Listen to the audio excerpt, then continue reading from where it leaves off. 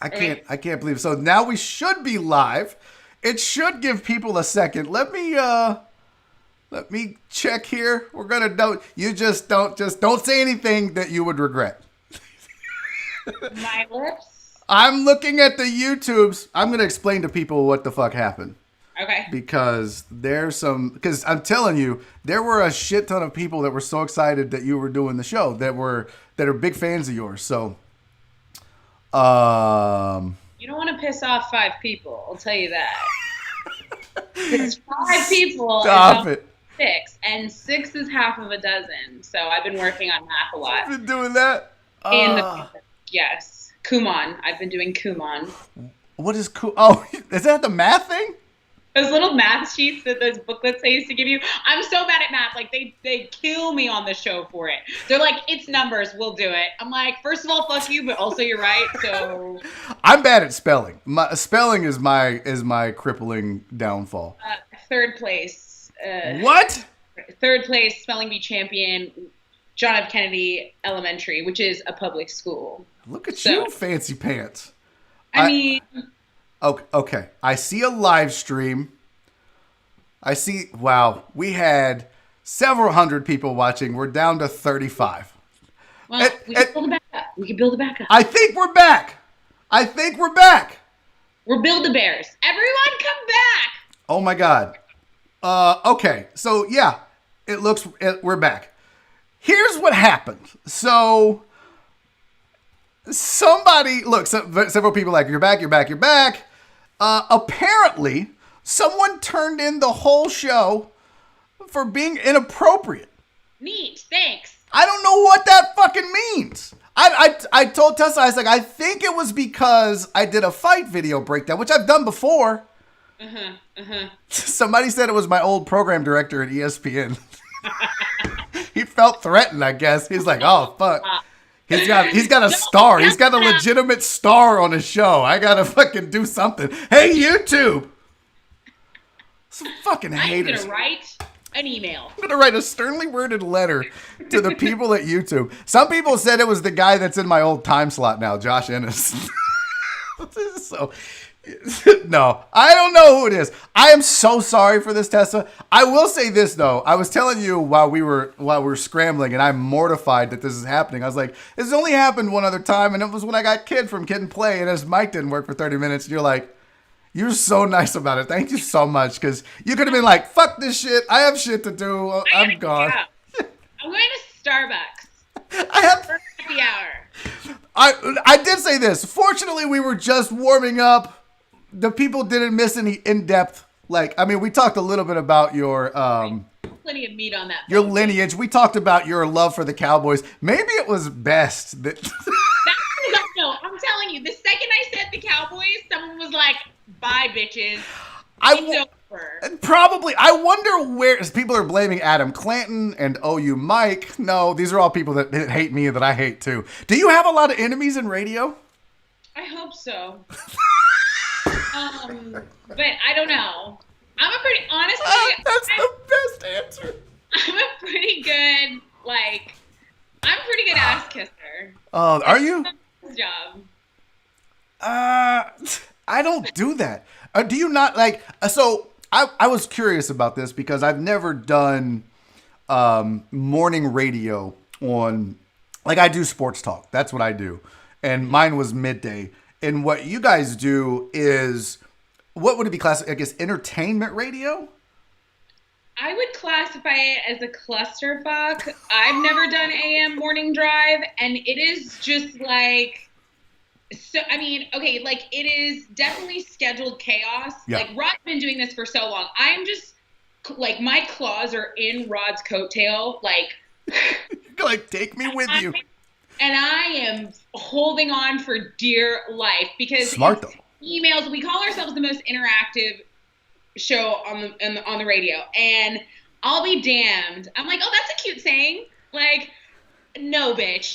We are so we're callers, we're emails, and it's nonstop. I mean, it's nonstop. I wish my DMs looked like my work email. I would love that. I would actually love that. So it's so funny. It's scheduled chaos. Rod has found something, or has something, that people genuinely just want to be a part of. Like, he's the cool guy, but he's not a dickhead. You know what I mean? Like, he's like the quarterback with like a heart of gold, you know? Yep.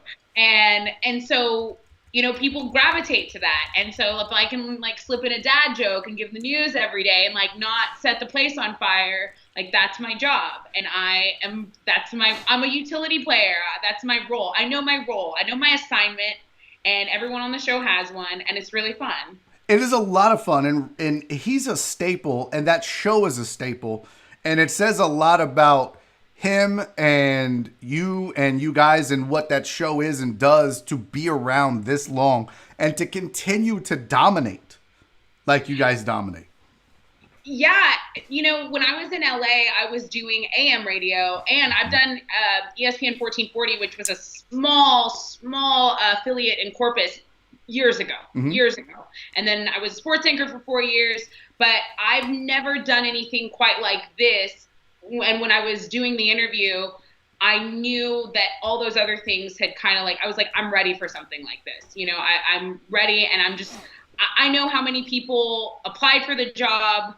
And my one of my mentors in LA was like, we were getting ready to do a podcast, and he's kind of a big name over there in LA. He's in the Radio Hall of Fame, Bill Handel. Nice. And he said, you know, I love you, but you're like an idiot if you don't go full force and like try to get this job. Wow.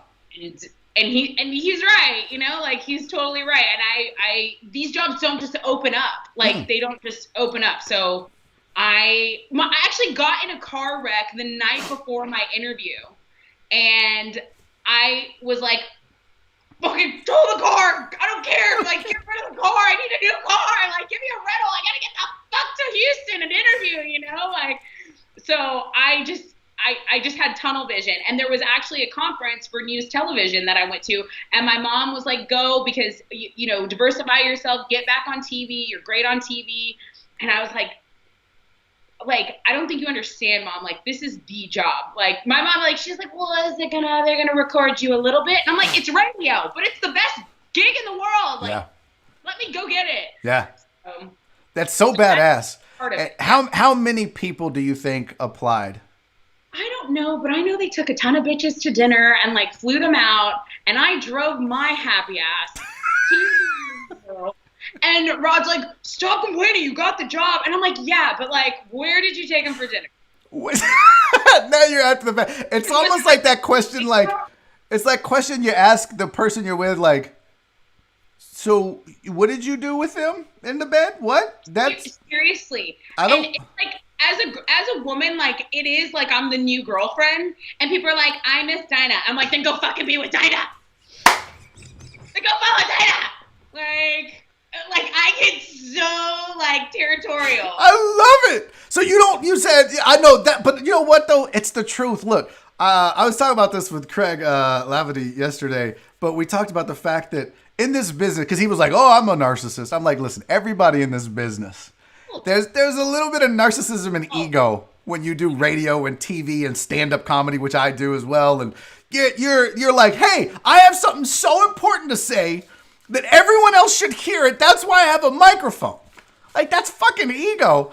So for you to be like, fuck that bitch. Like, no, that's exactly how you should be. But the thing is that we're so different. And it's not like, I'm never like, F Dinah.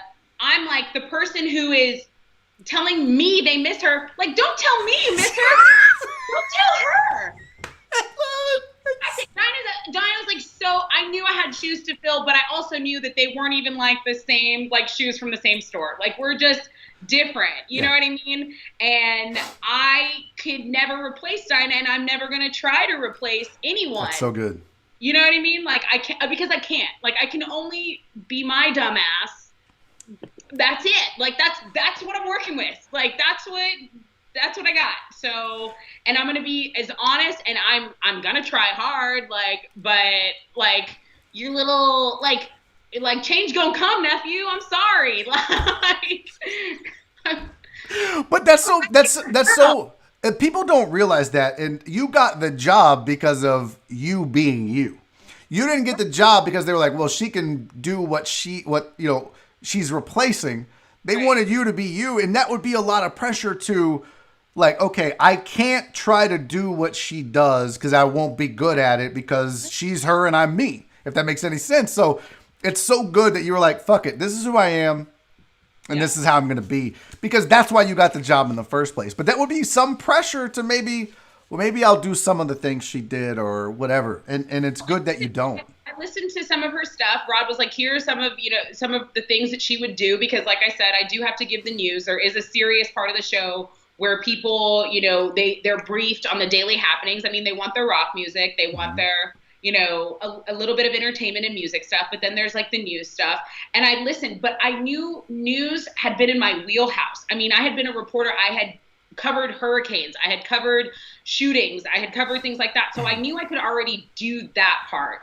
I was the most excited to unleash the beast of fun that is FM radio. I never got to do that in news, and I was always like, oh, I just have so much more to say. And, I know on TV, they, especially in different markets, they want a certain look. Like on radio, your looks can't bail you out. No. Dude, like you have to come with it, and you can't hide behind, this is a cute shirt. On Wednesdays we wear pink. Like you can't do that.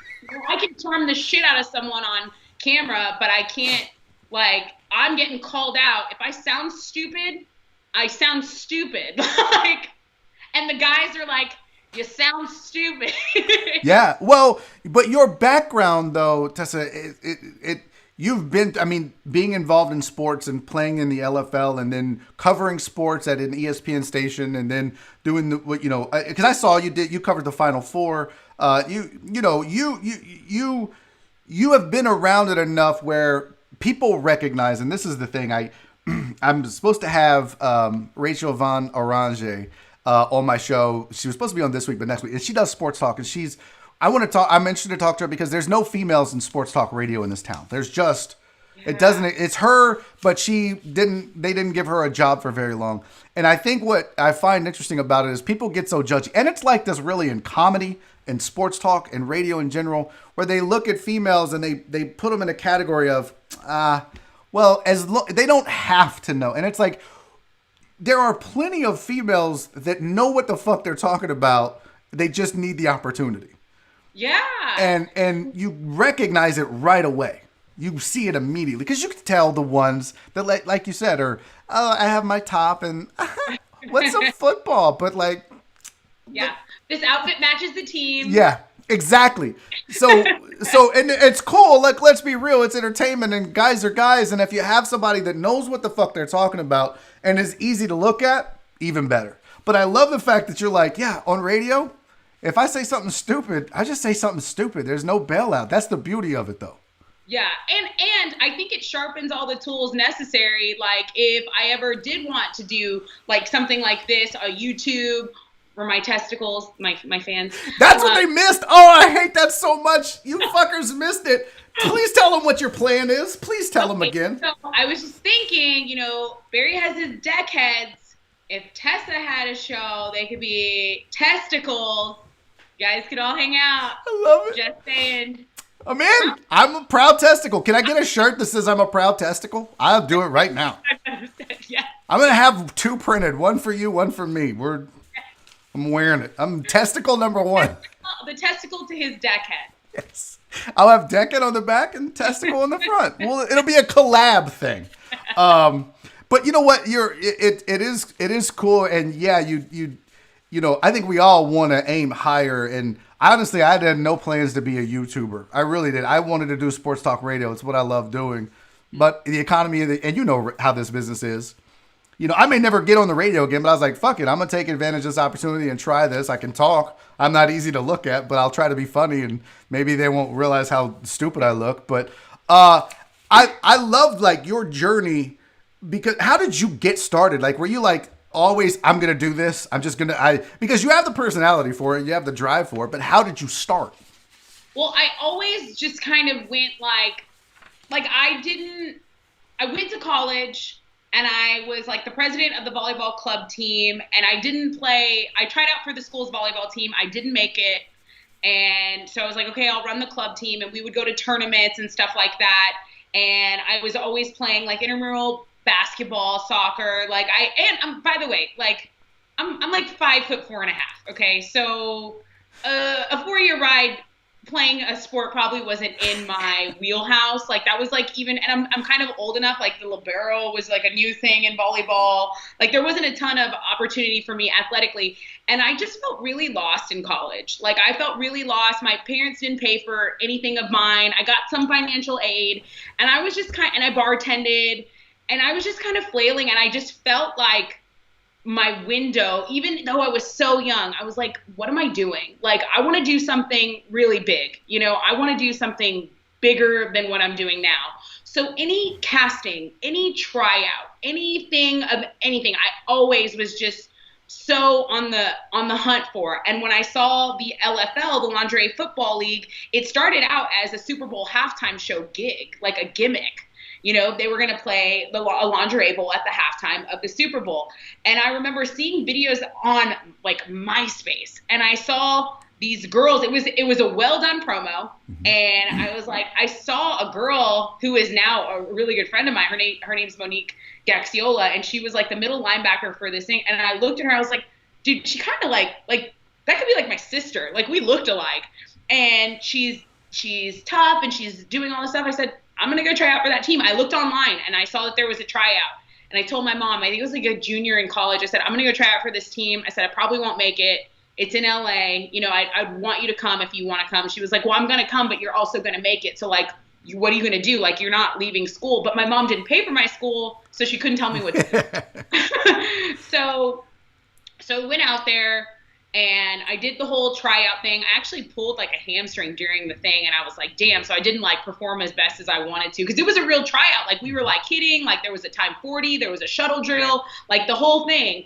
And, you know, a little bit of receiving, and I was in the airport. I was like, well, better luck next time, because they hadn't called me. And I got the call in the airport, and they were like, we want to invite you to be on this team. So I had been saving up money from bartending, and I just went out there, and I just started practicing with the girls. I got bartending jobs out there. I worked at an insurance agency. I sold like insurance on the side, and the games would provide me enough money to like make it to the next game. Like, and because it was still like a contract. So you would get $3,000 a game, and then you would get some ticket sales if you sold a lot of tickets. So, I mean, it was such a grind. LA is expensive. We all know that. Yeah. But we were winning. And then sometimes they pick me for promos. So there was exposure there. So I have people like on my Facebook that have literally been with me since my LFL days. They've seen me go from football player. I played in Canada. I played in Australia. Wow. I played in Mexico City. And I was able to travel. I would have never, I'm from the barrio. Like, my parents don't have money. Like, I would have never been to those places. So even though I tell you, like, the league isn't what it used to be, and I'm not, you know, I'm not happy with the way it ended, because they, like, took our health insurance. They wanted to they stopped paying us. So I had to go. Oh, hell no. And I was like, so even though, like, it didn't end well, that was part of my journey. And then I came back to Corpus, and the local radio station there, one of the guys who had seen me play all these sports in high school, and I kind of, you know, I was like all South Texas and some stuff. He was like, hey, we're doing a sports show called The Benchwarmers. We need a female voice. Like, I know you can do it. Like, do you want to do it? And I was like, yeah, let's do it. So 4 hours every day, grind. I was getting paid $9 an hour. Like, $9 an hour. So I spray tan on the side. I bartended on the side. Like, I would do anything and everything, like, to pay the bills. And then my girlfriend, who's actually from here, she's from Katy, her name's Celeste Bonin. She's a WWE diva. She was a WWE diva at the time. She was like, Tessa, I don't know what you're doing right now, but you would be perfect for the WWE. She gets me a tryout in Florida. I go to the Performance Center, and I'm like, I nailed it. I'm going to be a diva later. Peace takers. Like, and then while because you have to do like research, you have to know the wrestlers. They're all about like respect and like knowing like the old school, like where you came from and this and that. So while I was studying for that, Stone Cold was doing these auditions for a show called Broken Skull Ranch, and it was a competition show. And so I signed up for that real quick. And the same day they told me like, hey, you're not gonna be a diva. I remember I pulled over to the side of the road. I was like. I can't believe it. Like they'll regret this. They don't know they're missing. The same day, I got a call from Stone Cold's producers. They were like, "Hey, we want to cast you for the first season of Broken Skull Ranch," and I was like, "Whatever." And they were like, "Did you hear us?" And I was like, "Yeah, I'll be there. Just like tell me when my flight is." And so I went and did that.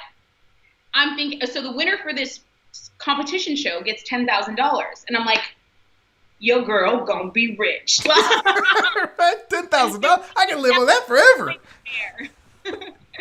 And I went on the show and I lost on a technicality. Like I beat myself. Like I didn't like touch something. Like I was working the girl. Like I was giving her that work, but like I forgot to like scoot something like an inch closer to something, so I was DQ'd. Even Stone Cold was like, I'm really sorry about that. I was like, yeah, you should be. So I got to real quick. Santos Martinez sent us a super chat because he did have a question about that because he's a big fan of it. He said, ask Tessa if Stone Cold is cool in real life. He is so stinking talented. And his calves are the size of my head. His calves are the size of my head. He's a large man. And he's like, Tessa, you from Corpus? You ever doing a fishing down there? And I'm like, yes, sir, I do. And so, like, we had, like, our whole Texas Bond thing going on. And I totally should have won that show, but you can't tell anyone, like, when you come back. And my family, knowing me, they're like, we know you won. We know you won. We know you won. And I'm like, I'm crying inside again, So I'm, like, managing the bar. We do this big old watch party. My family sees I don't get I lose the show. So, bam, like, my ego was, like, Rocky. I mean, it was like, boom, boom, you're stupid. You're nothing. Like, it was like, I was taking some L's. I couldn't imagine doing a watch party for something I know I lost. Thank you. They'd be like, let's do a watch party. I'd be like, no, I got diarrhea. I'm not going to be able to make it in 2 weeks. What? Yeah, no. But the hustler in me that managed the bar, like, promoted the shit out of the watch party, like, to get the bar. Like tips? Crazy. Exactly. So, I mean, I didn't win, so I needed to make money. So, that happened, and then the next day, I was like, remember lying in my bed? Like, have you seen Ferris Bueller where Cameron's like lying in his bed? Uh-huh. That was kind of me. And my mom was like, hey, the local news called. They want to do a little segment on you. And I was like, well, tell them to go fuck themselves because I'm mad and blah, blah, blah. And she's like, I had a remote with ESPN. I had a remote that day. I said, I have work. She goes, well, where's your work? And it was at some little bar. We were doing a live remote. And she goes, they'll be there. My momager. Yeah. And the news walks in, and I'm like, now I have to talk about how I lost again. And so I'm like just minding my P's and Q's, trying to get the interview over with. And the guy was like, well, what are you going to do now? And I, in a moment of sass, said, I don't know. I could do your job if I wanted to. And I had a job by the end of the week. I had a contract. What? Job. Yeah.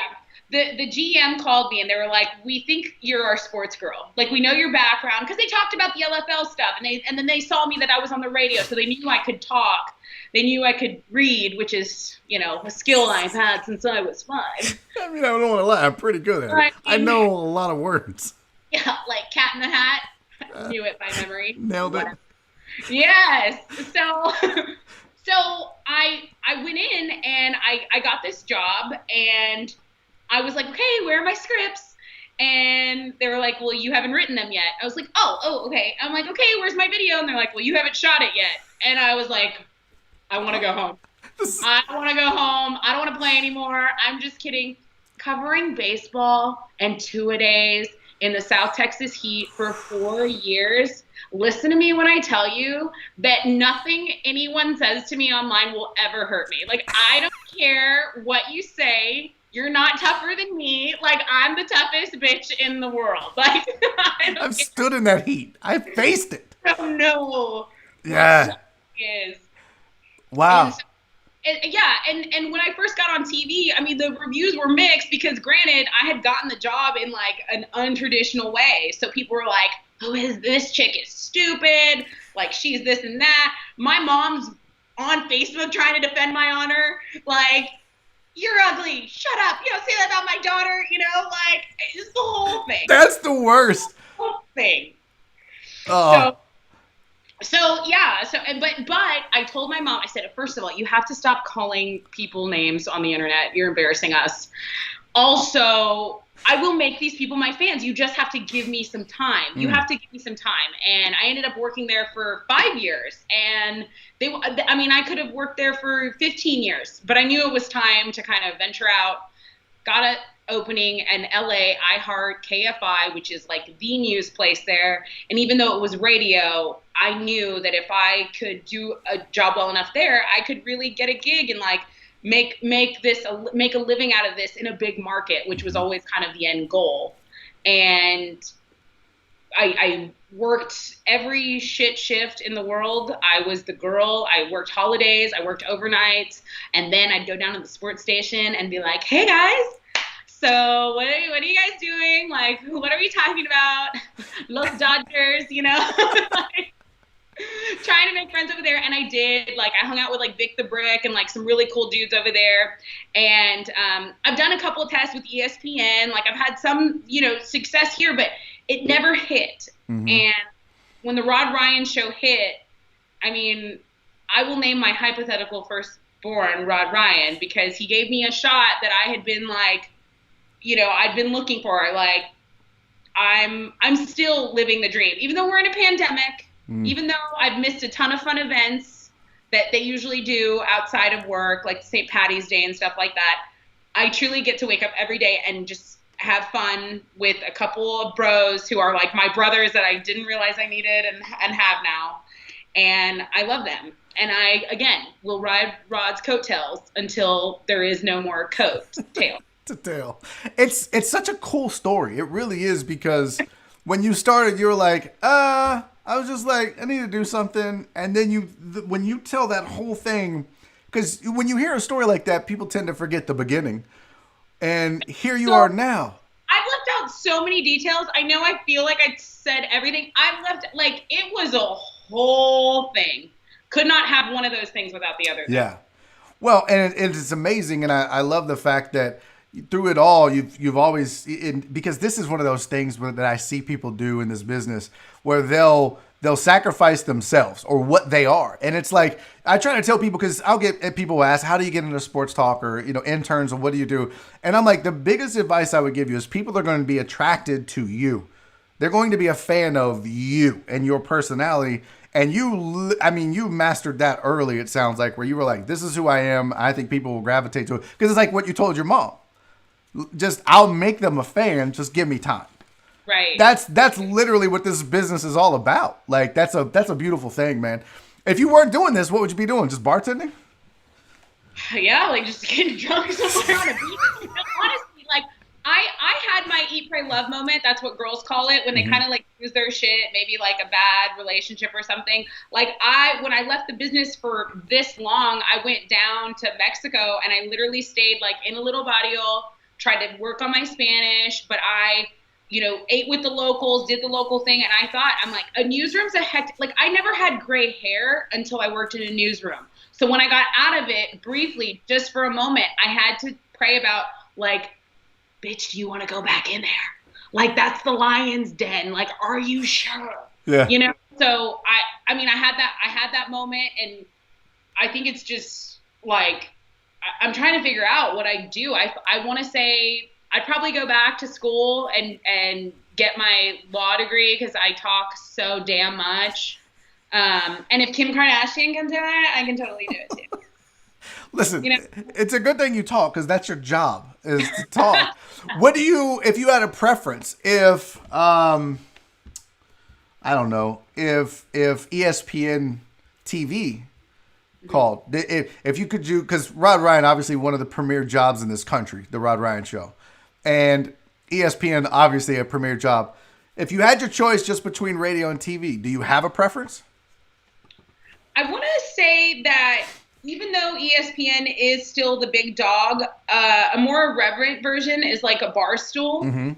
Which I feel like that irreverency is like what people are attracted to. They don't want this package with a nice little bow on it.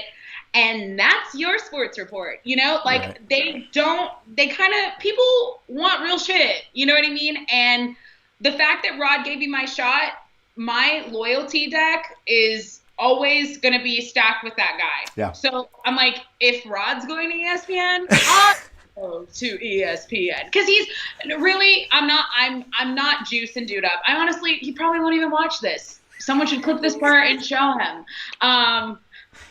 Someone. No, he's a good dude. He's a good dude, and he could see what I already knew. And for that, it's like the person that does that. I mean, I want to say I had like 7,000 followers on Instagram. Not that success is related to followers, but In a way. just the notoriety, just the platform Mm-hmm. to be able to be goofy and do that stuff. Like, they gave me that shot. I don't ever want to completely rule out radio, and you can do radio from anywhere. You need a mic. You have a mic. I have a mic. Yeah. So I don't ever want to stop doing that. I don't ever want to wake up and say, I'm just going to keep it to myself today. Like, no. Do you, is it, because when I had been doing radio for 7 years and then this pandemic hit and I had never not done a show in a studio with the person facing me and talk radio where we debate sports and talk to each other. And a lot of that is verbal cues. So for me and my co-host Joel to do it, he was at his house and I'm at my house and we're trying to do sports talk radio. It was a nightmare. Are you guys struggling with that when you first had to, because y'all had to, I'm guessing y'all had to split up as well, right?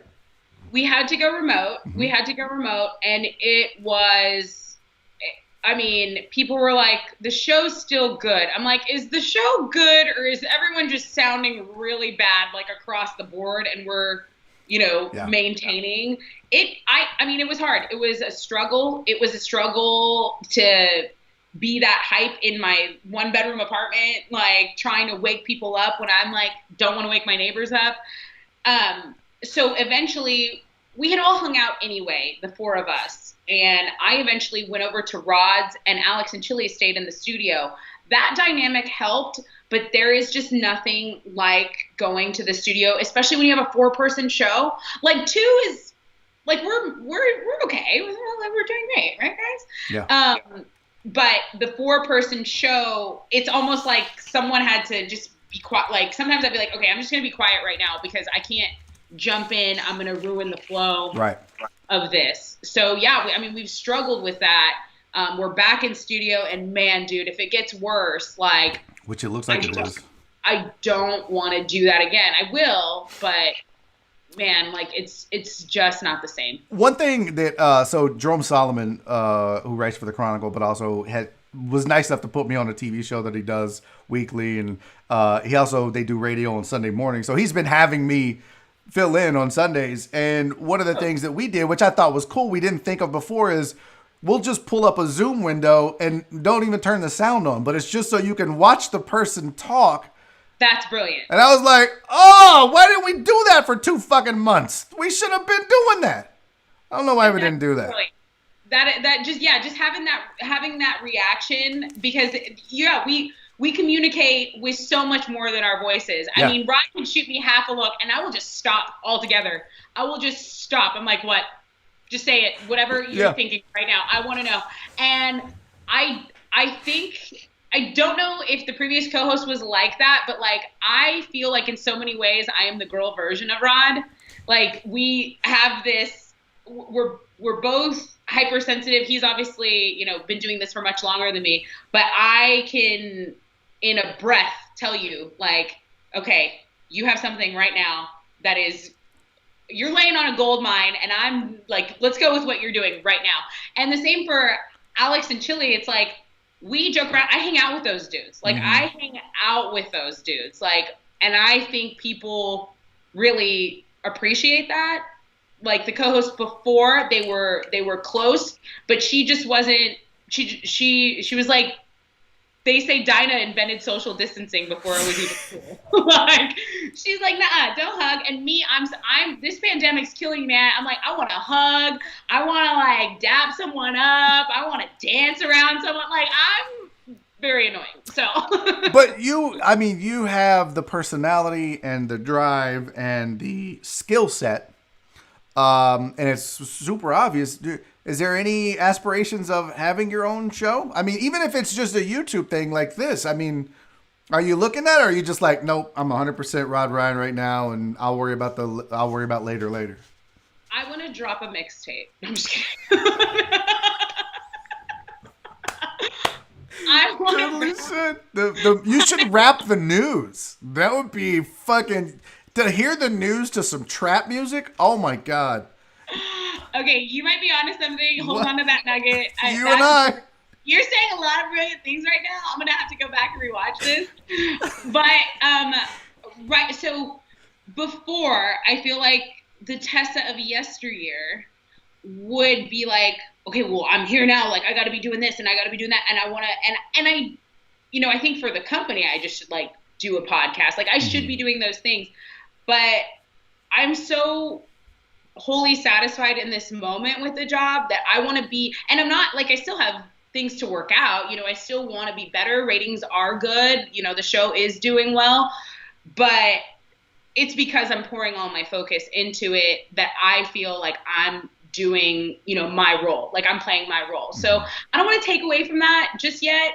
And people don't understand like what you're doing right now, like just the daily, like just being there. Like, people are giving you shit about being late. I'm like, let the man live. Like, do you know what it's like to have to do something at the same time every day? Like, it's a grind. Like, it's a grind and a half. It fucking pisses me off because I literally start this show on time every day. At 2:00, I push go live because it has a fucking countdown on the screen. It's like 59, 50, and then it says 0. Do you want to go live? And I say yes. And that's fucking 2:00. And everybody's like, it's 2:00:05, bro. What?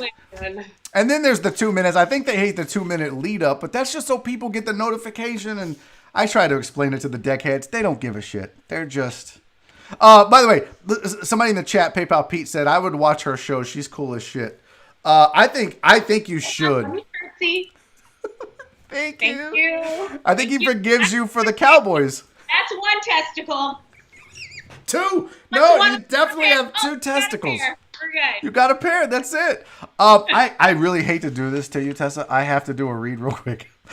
Daddy's got a sponsor. So get that money. Make that money. Hey, real quick, guys. If you haven't checked out beerchronicle.com, go check them out. They are the authority on Houston beer. They have the largest online collection of original content dedicated solely to covering the Houston beer culture. Plus, they've done graphics and photos for some of the biggest breweries in town, including Eighth Wonder. Check them out. They've got articles, comprehensive brewery maps, a list, and the team is diverse. They're mostly Houstonians. They are paving the way to enabling category growth in Houston beer. If you're like me and you don't know anything about beer, go check it out. Beerchronicle.com. You can educate yourself. You can learn more. And if you are already into the scene, you probably already know and have heard about them because I see the deckheads mention them all the time. But if you haven't, check it out. If you're a beer lover and you like to drink, beerchronicle.com. Cool. What do you, if you could cover, like, if you could do sports or do you have a preference in what you do? Like news and sports or just bullshit? Like, because I kind of like the fact I don't have to talk sports on the show if I don't want to. I mean, I like it all. I think sports is the one thing. What's so crazy is that I used to say sports is the one thing that, like, no matter what's going on, it's going to be the thing that will bring the country together. We've seen this NASCAR roller coaster that everyone's been on lately. I love being on a baseball field. I love being, up there in the media box. I love being on a baseball field. I love being on a football field. I love being a part of that. So like the Olympics, I was so excited about the Olympics. So it's my jam, but I don't feel like that, like I'm a one trick pony. I feel like I can talk about entertainment, but Rod sometimes is like, well, you should know this stuff. You're a girl. He's like, well, who was so-and-so married to? I'm like, I don't fucking know, bro. Like, I don't know. Like, Google it. I don't know. I love me some reality trash TV. I will say that. Like, I'm a Real Housewives of any city type of girl. I love Bravo. I honestly want to be on a reality show. I feel like Rod, me, Chili, and Alex should have our own damn show. I want his baby London to be in it, his little girl. Like, I think I'm living my, like, the best reality right now. So it's not so much that I want my own reality show. It's like, I want someone to document the daily bullshit that we are actually doing. Like, that would be great just for like a virtual scrapbook. I have always said the best part, and I think a lot of people say this, but the best part of radio doesn't happen on air. Right. The best radio is is during the breaks. That's the best shit. Like, if you could have a YouTube feed that went live during the breaks and then you go back to I think it would be more popular during breaks than it's the best. So I've definitely gained like the COVID-15 or whatever, and I've been taking resistance bands to work, and like I've been like trying to work out, and Alex gets so pissed at me. He's like, I'm working. I'm like, can you move that chair? He's like, I am working. Ever heard of it? And I'm like, yeah. Well, my waist is cinched, my booty's fat. You're not gonna be fucking talking to me like that. Like, a girl work out. I'm maximizing my time. I got a super chat from Danny Ariano. Thank you, Danny, for the super chat. But he said, ask Tessa if she thinks guys with cats are less attractive. 100% no way. Like, we had that's for you, Danny. I love animals, and cats are so amazing. They're so funny. They're so much smarter than dogs, dude. Like, they are so much smarter than dogs. And I love dogs. Like, I would probably purchase a dog. I would adopt a cat because I feel like, I don't know, like, I wouldn't pay a lot of money for a cat, but I'd like pay some money for like a Yorkie or something fucking stupid. But I love cats. I do. I am a feline fan. See, they're all haters because my wife, I was a dog person, and then I met my wife in 1998, and we've been together ever since, and she's a cat person. And I was like, I didn't have to have a dog, but then I got her 2 cats because she loves cats. And then I became attached to the cats, and I was like, these are cool animals. And then they both died, and then we went and got a new cat, and I love this cat so much. If I had to choose between my wife and Oliver... Don't finish that sentence. I'm not going to let you. I'm going to bail you out. I'm hooking you off stage right now. But what's crazy is that they fucking love this cat more than me. They're like, can you go get Oliver and put him on screen? I'm like, bro... Like, if you look at stuff that's involved with the show, you'll see a picture of a cat. It's because on day 1, there was a chair over there. But he happened to be sitting in the chair, and everyone lost their shit for this cat that supposedly I shouldn't own because I'm a man. No. I'm like, get the fuck out of here. This is 2020. Dudes can have cats. Dudes can have cats. I mean, it's like, I follow Instagram page. I think it's like men and kittens or something like that. don't like quote me on the handle, but we were talking about this, and I was like, no, dude, dudes with cats are cool. Like, cats are the fucking shit. I love cats. I've taught him so far he can sit and shake, and he's 6 months old. That's a pretty cool. My friend Leela has a hairless cat, which that's right. Hey, okay. She's a really good friend of mine. I'm going to say she trained this cat to piss in the toilet. What? Hold on. Okay. Yeah. Can I get her number? Because I would really like to do that. Like, they're smart, bro. Like, this cat's pissing in the toilet. Like, what is your dog doing? Your dog's I only do it like 50% of the time. Like, half the time I piss in the toilet. That's good for it. That's amazing. Somebody sent a super chat. Who says Danny Ariano sent another super chat. Thank you, Danny. He said cat adoptions just went up. Well, I'll take the credit. Thank you, Danny. Stop it. Oh shit. Shelters, boys. Tessa, I really am. It's 4:00, and I'm not going to keep you because I told you an hour. I'm not going to make you do this any longer. I just want to, first of all, apologize for somebody booting the whole thing off of YouTube. I'm just glad it wasn't my fault. It just something happened. I mean, that's to be determined. We don't know. True. We don't know what you're doing over there. But thank you so much for doing this. I'm glad that, I think it was Brandon Martinez that tagged us and put us in connection because this was fucking awesome.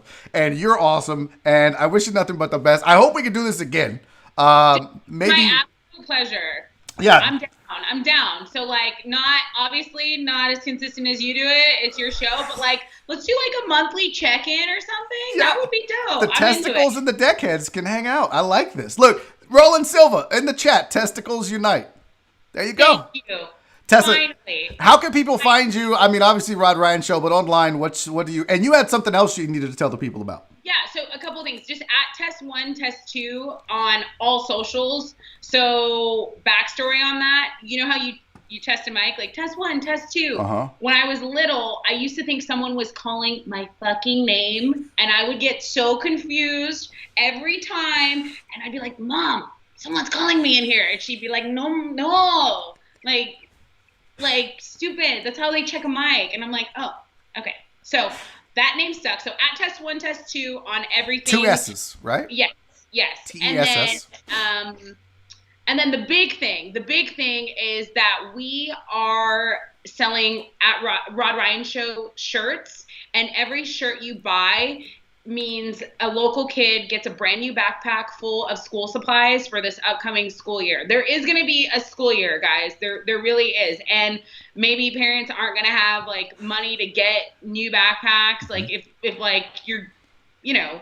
you're on the cusp and you're choosing between food and a backpack, kid's not going to get a backpack. Yeah. So it's the Rod Ryan Show Cares store, and these shirts are dope. They're really good. I just bought shirts for my whole family. They all wanted a different one. There's tons of options in there.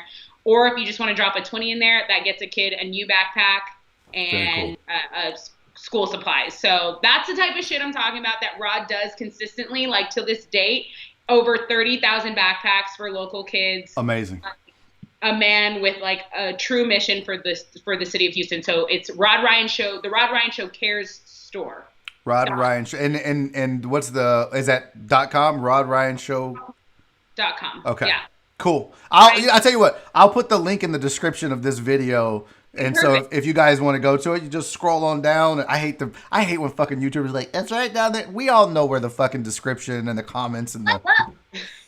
So, but again, thank you so much for doing this. I really appreciate it. You are absolutely awesome. I wish you nothing but the best. And we're gonna do this again. Yes. Yeah, let's do it again, guys. Wake up super early tomorrow and listen to the Rod Ryan Show. Do it. And listen to Barry. Yeah, I love it. Thank you so much, guys. Tessa Barrera, everybody, make sure you follow her. Go support. Thank you so much. That's it. That is the last of it. I'm hanging up on you. That is it. That is the show for the day. I apologize for the weirdness. I don't know what happened. I don't know who turned me in. Tessa's fucking awesome. Thank you, Brandon Martinez, for making that happen. That was outstanding. Sorry about that. I'm a little distraught. I have no idea where the first hour of the show went on YouTube. I gotta go figure that out. I apologize. What can you do? There's just some haters out there, I guess, or apparently I can't do any more fight videos on this show. Thank you guys for listening. Be safe, take care of each other, and most importantly, love each other. All right? I'll see you tomorrow. Be safe, guys.